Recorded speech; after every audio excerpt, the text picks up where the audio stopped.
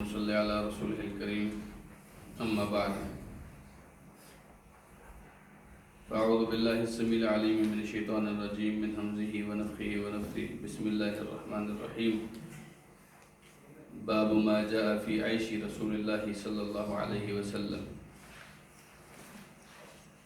رسول اللہ صلی اللہ علیہ وسلم کی طرز زندگی یا آپ کے گزر بسر کا بیان۔ اس باب میں امام ترمذی رحمہ اللہ نے کچھ زیادہ احادیث نقل نہیں کی ہیں، صرف 2 احادیث نقل کی ہیں، جن میں سے ایک صحیح ہے اور ایک مرسل ہے، اور وہ جو صحیح ہے وہ بھی رسول اللہ صلی اللہ علیہ وسلم کی بجائے سیدنا ابو ہریرہ رضی اللہ تعالیٰ عنہ سے تعلق رکھتی ہے۔ امام ترمذی رحمہ اللہ نے حضرت ابو ہریرہ رضی اللہ تعالیٰ عنہ سے بیان کیا ہے، محمد ابن سیرین تابعی ہیں، وہ کہتے ہیں کننا عند ابی ہریرہ رضی اللہ عنہ وعلیہ ثوبان مشقان من کتان۔ ہم حضرت ابو ہریرہ رضی اللہ عنہ کے پاس تھے، ان کے اوپر 2 چادریں تھیں، الگ الگ کاٹن کی چادریں تھیں۔ فتمخط فی احدہما، ایک چادر کے کنارے پر انہوں نے بلغم لگایا، تھوکا۔ فقال بخن بخن، کہنے لگے کہ ہائے خوشی۔ یہ عرب لوگ خوشی کے عالم میں ایسے کہتے تھے، بخن بخن۔ یتمخط ابو ہریرہ فی الکتان، ابو ہریرہ کاٹن کے کپڑے میں تھوک رہا ہے۔ لقد رأیتنی وإنی لأخر فیما بین منبر رسول اللہ صلی اللہ علیہ وسلم وحجرت عائشہ مغشیا علی، جبکہ مجھے یاد ہے وہ وقت جب میں حضرت عائشہ رضی اللہ عنہ کے حجرے اور رسول اللہ صلی اللہ علیہ وسلم کے منبر کے بیچ میں کبھی کبھی غشی کھا کر گر جاتا تھا۔ فَيَجِيءُ الْجَائِ فَيَضَعُ رِجْلَهُ عَلَى عُنُقِي، اور کوئی آدمی اگر آتا اور مجھے دیکھتا تو میری گردن پہ پاؤں رکھتا۔ یرا ان بی جنون وما بی جنون، وہ سمجھ رہا ہوتا کہ میں پاگل ہوں یا مجھے کوئی دورہ پڑا ہے، کوئی دورہ نہیں تھا۔ وما ہوا الا الجوع، صرف بھوک تھی۔ میں نبی علیہ السلام کے حجرے اور نبی علیہ السلام کے منبر کے بیچ میں گر جاتا تھا، اور یہ جگہ تو ویسے تو ریاض الجنہ ہے، لیکن بھوک کی وجہ سے کہتے ہیں میں گر جاتا تھا۔ میرے پاس سے گزرنے والا یہ سمجھتا تھا کہ ابو ہریرہ کے اوپر کوئی دورہ پڑا ہے، جس کی وجہ سے کون گر جاتا ہے، راستے میں کیسے گرتا ہے؟ تو کہتے ہیں کوئی دورہ وغیرہ کی ایسی بات نہیں تھی، یہ صرف بھوک تھی جس کی وجہ سے میں گر جایا کرتا تھا۔ اس طرح کی بہت ساری احادیث رسول اللہ صلی اللہ علیہ وسلم سے ثابت ہیں اور آپ کے صحابہ سے ثابت ہیں، بلکہ خود حضرت ابو ہریرہ رضی اللہ تعالیٰ عنہ سے بھی اس طرح کی بہت ساری احادیث ثابت ہیں کہ نبی علیہ السلام کی معیشت، آپ کا گزر بسر وہ اسی طریقے کا تھا جیسے حضرت ابو ہریرہ رضی اللہ تعالیٰ عنہ کا ہے۔ اور میں آپ کو بتاؤں کہ اللہ کے رسول صلی اللہ علیہ وسلم کے بارے میں ایسا تصور بھی نہیں کیا جا سکتا کہ یہ حالت اگر حضرت ابو ہریرہ کی تھی تو اس سے تھوڑی سی بہتر بھی رسول اللہ صلی اللہ علیہ وسلم کی ہو، ایسا سوچا بھی نہیں جا سکتا۔ اللہ کے رسول کو پتہ ہے کہ میرے ساتھی وہ اس پریشانی میں ہیں، اتنی بھوک میں ہیں، اور اللہ کے رسول صلی اللہ علیہ وسلم خوشی بسی ہنسی خوشی زندگی گزارنے ہیں، یہ ممکن نہیں تھا۔ آپ حضرت ابو ہریرہ کی اس حالت سے اندازہ لگا سکتے ہیں کہ حضرت رسول اللہ صلی اللہ علیہ وسلم کی کیا حالت تھی۔ یہ مدینہ میں بھوک کا عالم تھا اور تکلیف کا عالم تھا یہ، لیکن حضرت ابو ہریرہ رضی اللہ عنہ نے وہ دن بھی دیکھے۔ آج حضرت ابو ہریرہ رضی اللہ تعالیٰ عنہ کاٹن کے کپڑے کے اندر تھوک لگا رہے ہیں، کہتے ہیں یہ بھی دن آنے تھے۔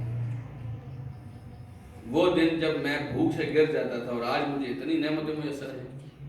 اس سے ایک بات تو یہ پتہ چلتی ہے کہ اپنے مشکل ایام کو یاد رکھنا چاہیے. یاد رکھ، اس سے کیا ہوتا ہے آپ کے اندر شکر گزاری کا مادہ پیدا ہوتا ہے. آپ کو پتہ ہو کہ میں پہلے ایسے تھا اور پھر اللہ کا احسان ہوا مجھ پر، بڑا فضل و کرم ہوتا ہے. اور اگر آدمی بھول جائے تو پھر انسان کبھی بھی شکریہ ادا، اس کو کیا پتا کہ میں پہلے کیسا تھا، وہ تو بھول گیا. یاد رکھنا چاہیے انسان کو. اور پھر یہ بھی یاد رکھنا چاہیے انسان کو کہ اس حالت سے اس حالت میں مجھے کس نے تبدیل کیا ہے.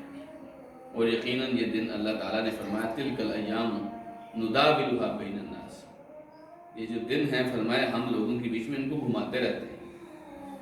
آج اگر آپ کے اوپر مشکل دن آئیں تو کل آسانی کے دن بھی آئیں گے، اور اگر آج آپ کے ان مشکل دنوں کو دیکھ کر کوئی ہنس رہا ہے تو کل اس پر بھی مشکل کے دن آئیں گے. یہ سلسلہ یہ چلتا ہے. لیکن اس میں کامیاب وہ ہوتا ہے جو مشکل کے دنوں میں آسانی کے دنوں کو یاد رکھے اور آسانی کے دنوں میں مشکل دنوں کو یاد رکھے. بعض لوگوں کو اللہ تعالیٰ جب عطا کرتا ہے تو وہ اپنے آپے سے باہر ہو جاتے ہیں، پھر کبھی بھی ان لوگوں کو یہ بات اس بات کا خیال ہی نہیں رہتا کہ مشکل دن دوبارہ بھی آ سکتے ہیں، اور جب آتے ہیں تو وہ تباہ و برباد ہو جاتے ہیں. ایسے میں وہ لوگ جو متوسط ہوتے ہیں وہ ہر دونوں حالتوں میں کچھ نہ کچھ سروائیو کرتے گزارا چلا لیتے ہیں. تو آپ کو مجھے یہ بات یاد رکھنی چاہیے. امام ترمذی رحمہ اللہ نے دوسری حدیث حضرت مالک ابن دینار ایک تابعی ہیں ان سے نقل کی ہے. مالک ابن دینار کہتے ہیں ما شبع رسول اللہ صلی اللہ علیہ وسلم من خبز قط ولا لحم الا علی ضفف. اللہ کے رسول صلی اللہ علیہ وسلم نے کبھی بھی روٹی اور گوشت کے ساتھ پیٹ بھر کر کھانا نہیں کھایا سوائے اس طرح کہ آپ لوگوں کے بیچ میں بیٹھے ہوں، کوئی مجلس لگی ہے، کہیں دعوت ہے، تب آپ کھا لیتے تھے، ورنہ ایسا کبھی بھی نہیں ہوا. تو مالک ابن دینار کہتے ہیں کہ میں نے ایک آدمی سے اہل بادیہ سے پوچھا، کسی دیہاتی آدمی سے پوچھا. آپ جانتے ہیں کہ دیہاتی لوگوں کی زبان ذرا خالص ہوتی ہے، شہری لوگوں کی زبان ذرا مکس ہو جاتی ہے، لہجہ مکس ہو جاتا ہے، الفاظ مکس ہو جاتے ہیں. وہ جو دیہاتیوں کے اصل الفاظ ہوتے ہیں وہ شہریوں کے پاس اتنا زیادہ نہیں ہوتا. تو مالک ابن دینار کہتے ہیں میں نے ایک دیہاتی سے پوچھا یہ ضفف کیا ہوتا ہے. کہتا ہے حدیث میں کہ اللہ کے رسول نے کبھی روٹی اور گوشت کے ساتھ پیٹ نہیں بھرا سوائے ضفف کی حالت میں. تو یہ ضفف کیا ہوتا ہے؟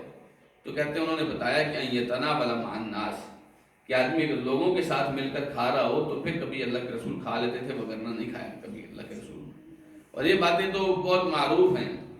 حضرت عائشہ صدیقہ رضی اللہ عنہ کہتی ہیں کہ دو چاند گزر جاتے تھے. یہ جو چاند آپ نے دیکھا نا رمضان کا، ہم عام طور پہ رمضان کا یا شوال کا یا ذی الحجہ کے چاند کا اہتمام کرتے ہیں، باقی چاندوں کا ہم اہتمام نہیں کرتے ہیں. لیکن عرب لوگوں کا تو سارا سلسلہ ہی چاند کے ساتھ چلتا تھا. تو حضرت عائشہ کہتی ہیں دو چاند گزر جاتے تھے اور ہمارے گھر میں چولہا نہیں جلتا تھا. یعنی 2 مہینے گزر جاتے تھے، تیسرا چاند آ جاتا تھا، ہمارے گھر میں چولہا نہیں جلتا تھا. اور بسا اوقات فرماتی ہیں کہ ہم نے 3 مہینے 2 مہینے 2 کالی چیزوں پر گزارا کیا. کالی چیزوں سے مراد ایک مدینے میں کھجوریں بہت تھی اور ایک پانی. کھجور اور پانی کھائی. ہمیں 2 مہینے تک روٹی بنانے کے لیے آٹا بھی میسر نہیں آتا تھا رسول اللہ صلی اللہ علیہ وسلم کے ساتھ. تو نبی کریم صلی اللہ علیہ وسلم کبھی ایسا ہو کہ آپ کہیں پر پیٹ بھر کے کھا رہے ہوں، وگرنہ امی جان سیدہ عائشہ کہتی ہیں ما شبع علی محمدن، نبی کریم صلی اللہ علیہ وسلم کی فیملی نے کبھی بھی 2 دن مسلسل پیٹ بھر کر کھانا نہیں کھایا. اگر کبھی ایک دن مل گیا تو کھا لیا، وگرنہ ایسا ہوا ہی نہیں کبھی کہ 2 دن بھی آپ کو روزانہ پیٹ بھر کر کھانا ملتا ہو. ایسا نہیں تھا. اور یہ بھی یاد رکھیے بس اوقات آدمی کو میسر ہوتا ہے، پھر بھی آدمی کو رسول اللہ صلی اللہ علیہ وسلم کی حدیث کے مطابق جگہ رکھ کر کھانا کھانا چاہیے تاکہ وہ کھانا اس کے اوپر اثر انداز نہ ہو، اس کو نقصان نہ دے. اس بات کا بھی ہمیں خیال کرنا چاہیے. اچھا، اس کے بعد امام ترمذی رحمہ اللہ نے ذکر کیا باب ما جاء فی خف رسول اللہ صلی اللہ علیہ وسلم، رسول اللہ صلی اللہ علیہ وسلم کے موضوع کا بیان. موضوع کے بارے میں کہتے ہیں کہ عن ابن بریدہ عن ابیہ ان النجاشی اہدى للنبی صلی اللہ علیہ وسلم خفین اسودین ساذجین فلبسہما ثم توضأ ومسح علیہما، کہ نجاشی نے رسول اللہ صلی اللہ علیہ وسلم کو 2 کالے بغیر بالوں والے موزے دیے. اللہ کے رسول صلی اللہ علیہ وسلم نے وہ پہنے، آپ نے وضو کیا تو ان کے اوپر مسح کیا۔ آپ کو پتہ ہے جب آپ وضو کی حالت میں موزے پہنے تو پھر مقیم آدمی ایک دن اور ایک رات ان موزوں پر مسح کر سکتا ہے، اور مسافر آدمی کتنا کر سکتا ہے؟ 3 دن اور 3 راتیں، 3 دن اور 3 راتیں مسافر آدمی مسح کر سکتا ہے۔ تو رسول اکرم صلی اللہ علیہ وسلم نے جب طہارت کی حالت میں موزے پہنے تھے تو آپ ان کے اوپر مسح کرتے تھے۔ یہ موزے آپ کو نجاشی نے دیے تھے، کالے رنگ کے موزے تھے رسول اللہ صلی اللہ علیہ وسلم کے۔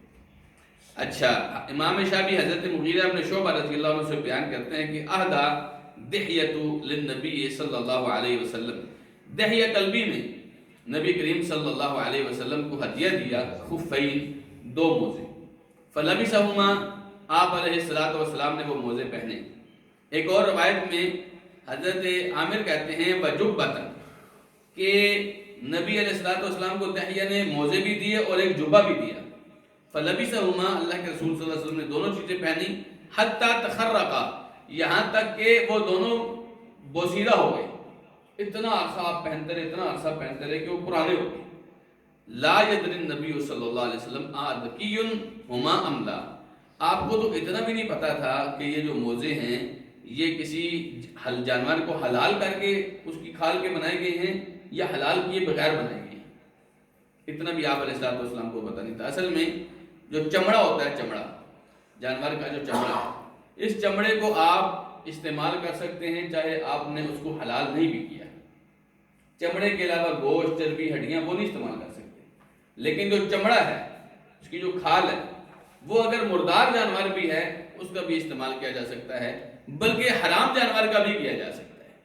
چمڑے کے اندر کوئی بڑا مسئلہ نہیں ہے، الا یہ کہ علماء کہتے ہیں کہ خنزیر اور کتے کے چمڑے سے بچیں، ٹھیک ہے؟ باقی کسی بھی چمڑے کو آپ اگر اس کو پروسیس سے گزار دیا ہے تو وہ پاک ہو جاتا ہے۔ نبی کریم صلی اللہ علیہ وسلم کے سامنے ایک مرتبہ ایک بکری کو لوگ گھسیٹ کر کوڑے کے ڈھیر میں پھینکنے جا رہے تھے، تو آپ نے فرمایا ہلا اخذتموها بہا، اس کا چمڑا تم نے کیوں نہیں اتار لیا؟ تو انہوں نے بتایا کہ اللہ کے رسول انہا میتہ، یہ تو مری ہوئی ہے۔ آپ نے فرمایا کہ دباغ الجلود طہارت ہوا، کہ جب اس کو آپ رنگ دیں گے، اس کو اس پروسیس سے کیمیکل وغیرہ لگا کے چمڑے کو پاک کر دیں گے، صاف کر دیں گے، استعمال کے قابل بنائیں گے، تو یہ پھر یہ پاک ہو جائے گا، پھر کوئی مسئلہ نہیں ہے، ٹھیک ہے؟ تو اس سے پتہ چلتا ہے کہ اس کی ضرورت نہیں ہے۔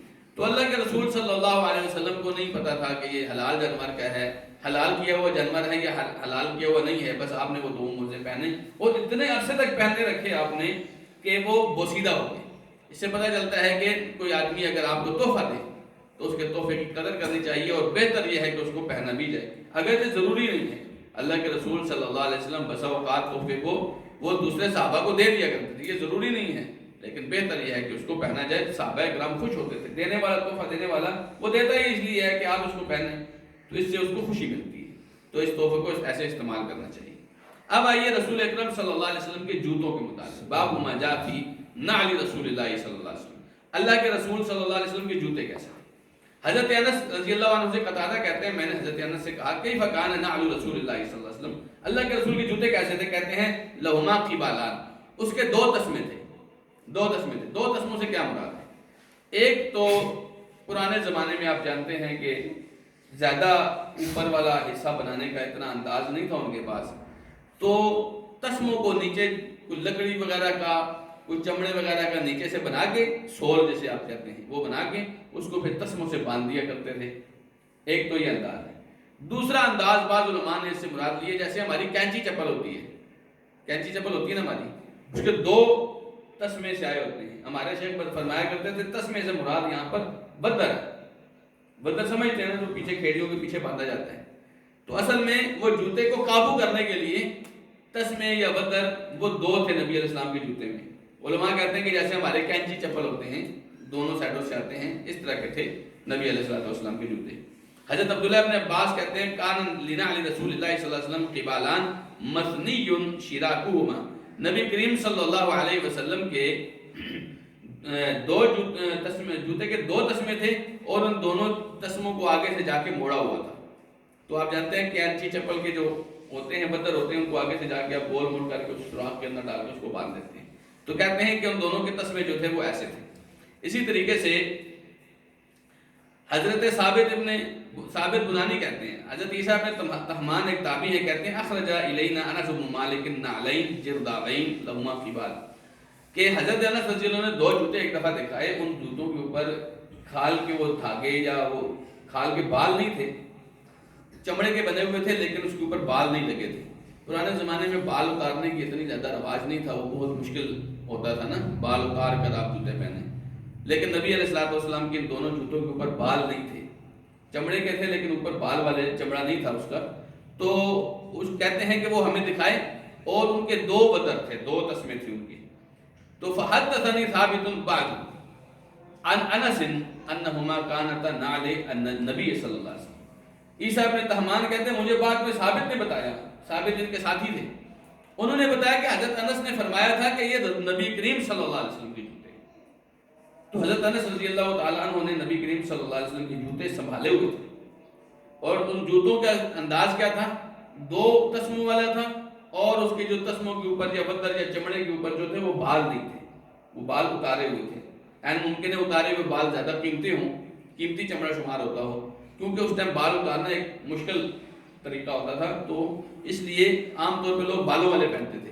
لیکن حضرت رسول اللہ صلی اللہ علیہ وسلم وہ بالوں کے بغیر والے پہنتے تھے جوتے. حضرت عبید ابن جریج کہتے ہیں کہ میں نے حضرت عبداللہ ابن عمر رضی اللہ عنہ سے کہا رأیتک تلبس النعال السبتیہ.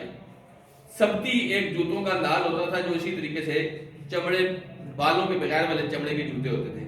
تو کہتے ہیں میں نے حضرت عبداللہ بن عباس سے کہا کہ آپ سبتی جوتے پہنتے ہیں.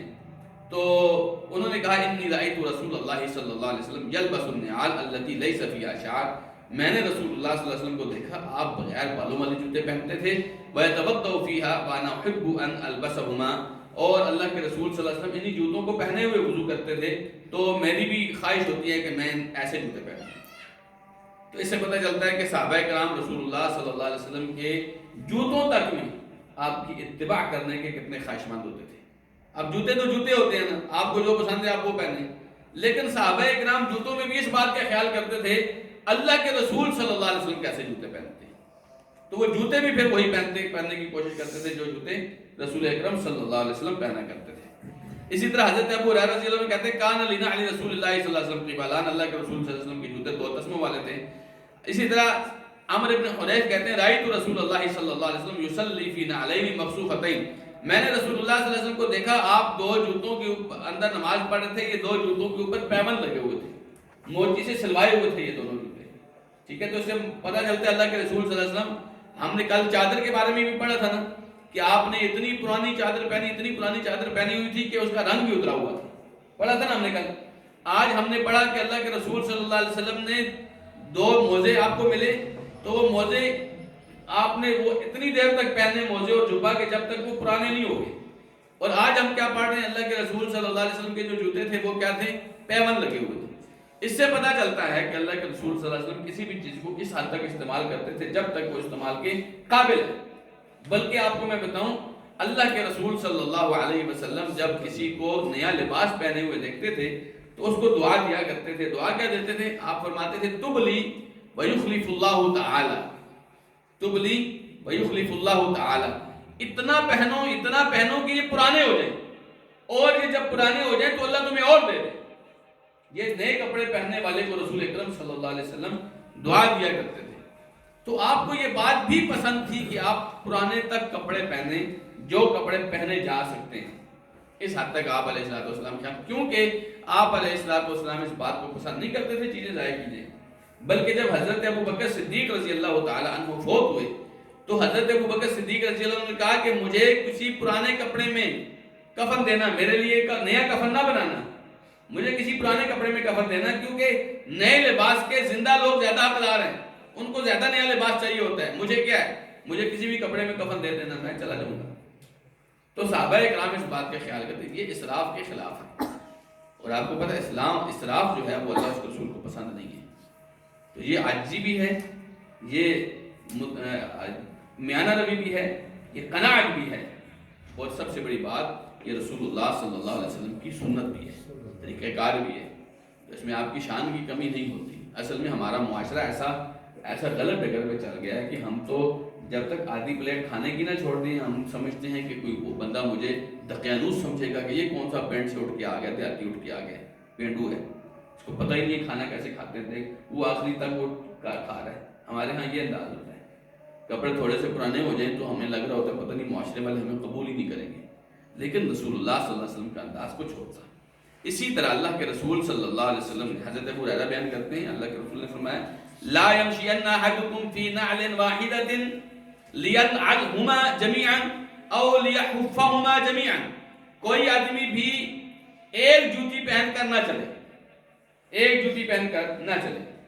آپ کو باہر کسی نے ایک جوتی اٹھا کے آپ کو لے گیا پٹھان، کوئی بچہ لے گیا، کوئی ہمارے ادھر پٹھان ہے صاحب میری گاڑیاں بہت خراب کرتے رہتے ہیں، تو آپ علیہ الصلوۃ والسلام نے فرمایا اگر ایک جوتی آپ کے پاس رہ گئی ہے آپ یہ ایک جوتی پہن کے گھر نہیں جائیں گے، یا تو آپ دونوں جوتے پہنیں یا آپ ایک بھی اتار دیں، بغیر جوتوں کے چلے جائیں. لیکن اللہ کے رسول صلی اللہ علیہ وسلم کو اکیلا جوتا پہننا پسند نہیں تھا، اکیلا جوتا پہننا پسند اللہ کے رسول صلی اللہ علیہ وسلم کو پسند نہیں تھا. تو اسی طریقے سے حضرت جابر کہتے ہیں ان نبی صلی اللہ علیہ وسلم نہا ان یاکل یعنی الرجل بشماله او یمشی فی نعل واحدہ. جابر رضی اللہ عنہ کہتے ہیں اللہ کے رسول صلی اللہ علیہ وسلم نے بائیں ہاتھ سے کھانے سے بھی منع کیا ہے اور ایک جوتے میں چلنے سے بھی منع کیا ہے. اسی طرح حضرت ابو ہریرہ رضی اللہ عنہ کہتے ہیں نبی کریم صلی اللہ علیہ وسلم نے فرمایا اذا انتحل احدکم فلیبدأ بالیمین، جب تم میں سے کوئی آدمی جوتا پہنے تو دائیں طرف سے شروع کرے، وَإِذَا نَزَعَ فَلْيَبْدَأْ بِالشِّمَالِ، جب جوتا اتارے تو بائیں طرف سے شروع کرے. پہنتے ہوئے آپ نے کون سے پہلے پہننے؟ دایاں، اور اتارتے ہوئے پہلے کون سا اتارنے؟ بایاں. فرمایا فَلْتَكُنِ الْجُمْنَ أَوَّلُهُمَا تُنْعَلُ وَآخِرُهُمَا تُنْزَعُ، دایاں جوتا پہنتے ہوئے پہلا ہونا چاہیے اور اتارتے ہوئے آخری ہونا چاہیے. ٹھیک ہے، آپ علیہ الصلوۃ والسلام دائیں کو اتنی عزت دیتے تھے، بلکہ وہ حدیث ہم نے پہلے بھی پڑھی حضرت عائشہ کی کان رسول اللہ صلی اللہ علیہ وسلم يحب التيمم ما استطاع في ترجله وتنعله وطهوره، جہاں تک اللہ کے رسول کے لیے ممکن ہوتا تھا آپ دائیں طرف سے کام کرنا شروع کرتے تھے. آپ اپنی کنگھی کرتے ہوئے بھی دائیں طرف سے شروع کرتے تھے، جوتا پہنتے ہوئے بھی دائیں طرف سے شروع کرتے تھے، طہارت کے لیے بھی دائیں طرف سے شروع کیا کرتے تھے. تو ہم میں سے کتنے لوگ ہیں جو اس بات کا اہتمام کرتے ہیں؟ جی ہم میں سے کتنے لوگ ہیں جو جوتا پہنتے ہوئے اس بات کا خیال کرتے ہیں کہ جوتا دایاں پہلے پہننا ہے؟ الحمدللہ بارک اللہ فیک. تو اس کا خیال کرنا چاہیے. بچوں آپ بھی سمجھ رہے ہیں بات، پہلے کون سا جوتا، پھر دوسرے نمبر پہ پہنتے ہوئے ہم خیال کرتے ہیں، اتارتے ہوئے کون کون کرتا ہے؟ ماشاءاللہ ماشاءاللہ، سنان بھی کرتا ہے. اللہ یبارک فیک، اللہ یبارک فیک. اچھا جی، حضرت ابو ہریرہ کہتے ہیں کان لنعل رسول اللہ صلی اللہ علیہ وسلم قبالان وابی بکر و عمر، حضرت رسول اللہ صلی اللہ علیہ وسلم کے جوتے کے دو تسمے تھے، ابو بکر رضی اللہ عنہ کے جوتے کے بھی دو تسمے تھے، حضرت عمر کے بھی جوتے کے دو تسمے تھے. وَأَوَّلُ مَنْ عَقَدَ عَقْدًا وَاحِدًا عثمان، سب سے پہلے حضرت عثمان نے ایک تسمے والا جوتا یا ایک بدر والا جوتا استعمال کیا. لیکن یہ روایت سند کے اعتبار سے بالکل بھی صحیح نہیں ہے، یہ روایت درست نہیں ہے. تو آج ہم اسی پر اکتفا کرتے ہیں انشاءاللہ. اللہ سبحانہ تعالیٰ نے توفیق دی تو کل مزید پڑھیں گے نبی علیہ الصلوۃ والسلام کی انگوٹھی کے بارے میں، اور اس کے بعد جتنی تفصیلات ہیں انشاءاللہ پڑھیں گے. جزاکم اللہ خیرا، وآخر دعوانا الحمدللہ رب العالمین.